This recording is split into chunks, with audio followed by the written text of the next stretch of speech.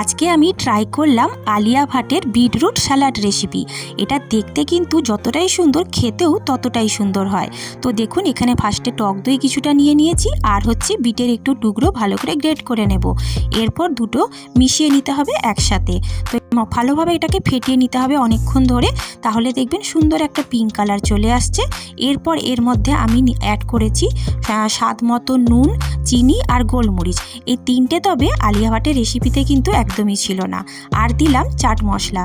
এরপর খুব ভালোভাবে আর একবার ফেটিয়ে নিতে হবে। আর তার মধ্যে মেন হচ্ছে এই তড়কাটা।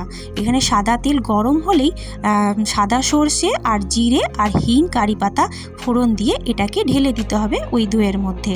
তবে এটা কিন্তু খুব বেশি পুড়ে গেলে হবে না, এরকম হালকাভাবে আর একবার মিশিয়ে নিলেই আমার রেডি একদম বিটরুট স্যালাড রেসিপি। ওপরে বিট ছড়িয়ে আর একটা কারি পাতা দিয়ে এটাকে সুন্দরভাবে সার্ভ করে দেবো।